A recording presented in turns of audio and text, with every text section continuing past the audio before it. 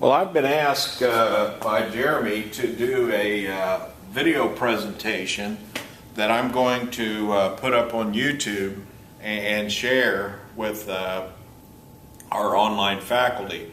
I'm also going to be doing some presentations on all 3 regional campuses for us to get a clear understanding and answer any questions that you may have. One of the big things that I found when I've been teaching in the online classroom setting is it just seems like there's something missing. There's certain students that are really externally motivated more so than internally motivated. And what that means is an externally motivated person needs a lot of contact, human contact, praise, answers to questions, and this type of thing, where the internally motivated person is perfect for the online setting because they just jump off and more or less just take the material and teach themselves. More and more though, with the advent of the online classes, more and more people that maybe not necessarily born or trained to be an online student are coming into the online setting. And so what we're trying to do is enhance these online classes by using technology in order to try to make them better. As I said, I'm Rob Dawalt. I actually am a program chair in criminal justice and the paralegal program, East Central Region, and so that's why I'm sharing this. Background is I have a JD and a DPA in law and public administration, which give me absolutely no special training on how to teach online classes. But I have been fascinated by this whole notion of technology, and so I've taken some additional classes over and above these in adult education, distance learning, this type thing at Indiana University.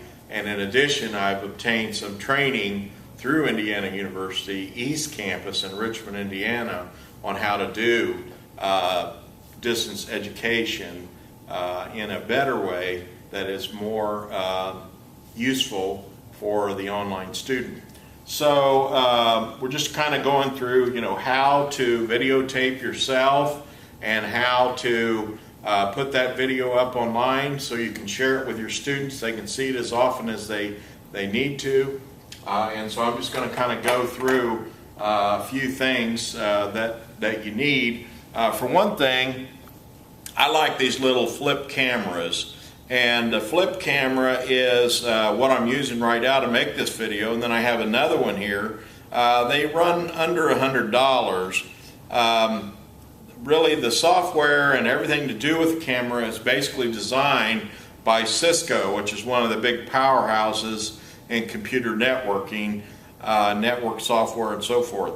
Why it's called a flip camera is there's a little USB port that pops out, and so when you're finished with it, it just plugs right into a USB port on your computer. The nice thing about it is you don't even need cords or anything like that. It doesn't plug in or anything like that. Instead, you just plug it directly into your laptop and then you can load it. And I'm going to show you in a few minutes, how to go through this from like soup to nuts. The other thing that I do is I take some time when I'm developing a lecture or demonstration or something like that, practice a little bit, do a lot of reading, use the peer-reviewed journals, of course the textbook. A lot of times I like to use the canned PowerPoints that come with some of these textbooks, or if they don't have the PowerPoints, then I'll make my own outline of what's the important parts in each chapter. A lot of times I'll use the author's highlighted areas, those things that he has in bold, as a starting place. Why I like to do these lectures is in my areas, which are criminal justice and paralegal, there's a lot of laws that are special to Indiana, exemptions, for example, in bankruptcy, a number of the criminal laws, the punishments, and so forth are specific to Indiana. So a lot of these textbooks that we get are made just for nationwide usage, And so we need to break this down a little bit better in order to explain it better to our students in terms of what they're going to face when they get out in the real world in Indiana. Another thing I like to do is use a lot of my examples as analogies in order to try to explain based on my experience in the real world practicing law and also working as a probation officer and a juvenile court referee. So a number of these different areas can contribute to a better understanding of the material, and that's where I think these videos can really be important and helpful in doing these type of classes where we're talking about specific things. We're doing it online. Another example that I'm working on, I don't have it completely done yet, but I've done interviews. I had a young police officer, another juvenile referee. We just kind of had a discussion where I interviewed a colleague. So what I'm trying to do is interview probation officers, parole officers, everybody that I can, and just kind of sit in front of the camera and talk about it with people that they may know, so that some of these online students, you know, they've seen these names on their courses, but who are these people really? And so make those available as an orientation type video that we could put in the first week of a lot of these classes. Next thing too that I want to start doing is where you pull up a car in a parking lot, you have a uniformed police officer come up, we can film that. The police officer can demonstrate, you know, the right way to do a stop with a police car and somebody maybe that's speeding or maybe suspected of hauling marijuana or whatever, DUIs and so forth. And you know, we could have a demonstration of the right way and wrong way to do that. All this you can do yourself and save. Now, one of the things that a lot of the classes that I've been in have said is it's important to keep these lectures shorter. This is just a nationwide trend, is that we're not going to talk for 3 hours.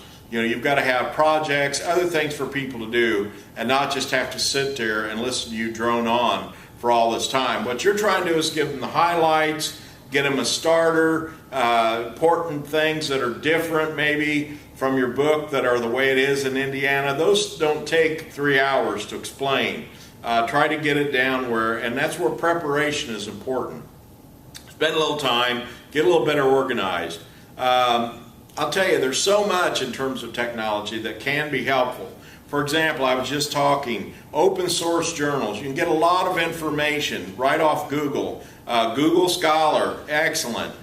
Pictures, Google Images. I'm going to demonstrate in an actual physical class some of the videos I've done where I've actually taken images from Google Images and put a television set in front of my little camera and showed, well, here's what I'm talking about in terms of a lineup. You know, this is not the way lineups are supposed to look, but unfortunately that's how they look all too often.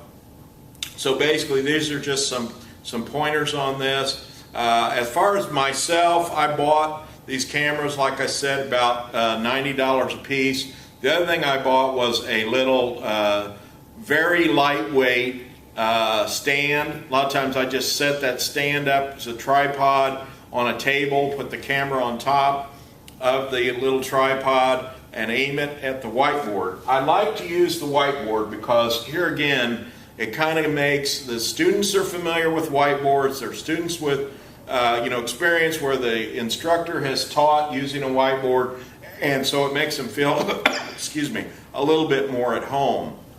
So that is the purpose of and then also I think from an outline standpoint it's good for organizational purposes. Other people like to use PowerPoints themselves. You can aim that camera right at a series of PowerPoints, or there's other ways that you can go. Now, why I chose YouTube instead of Wimba, Classroom, and some of these other things, I've just not been very satisfied with the bandwidth that's necessary. And this is getting into a lot of technology mumbo jumbo, but that's part of the issue, is to make sure that it's going to work. Another important concept is the concept of the networking. And what's important is that you need the hardwired network cord. And it kind of looks like a phone cord, but it's bigger, if you notice. And that'll fit right into your laptop, and it's very important. The thing about video is it takes so many pictures. These are frame by frame pictures, and so it takes a lot of bandwidth to load these onto YouTube. And I found where I've tried to do it on a wireless network, it'll say like 20 hours to load this. Well, it won't load because it just bogs down somewhere along the way. Whereas if I'm doing it on a wired network, it may take 15 minutes, 20 minutes. It doesn't take that long. Now I'm going to break this into two parts, and I'm going to go in next and set the camera in such a way that you can see that I'm going to load video onto a laptop desktop. So in other words, the first thing you want to do is save your video that you've made with your lecture, whatever you're doing, and save that onto your computer, and then you'll want to put it up on YouTube. So we're going to take a short break while we adjust some things, and then we'll come back and we'll do part 2 that's going to show you just how this goes into the computer, and then how it goes on. Kind of like a cooking show. Some of this stuff's already done, but in order to demonstrate it, I've got to go on here and then just pull some of them up. So that's what we're going to do next. Okay, so give me a minute. We'll be right back with another few minutes of this presentation. Thanks for watching.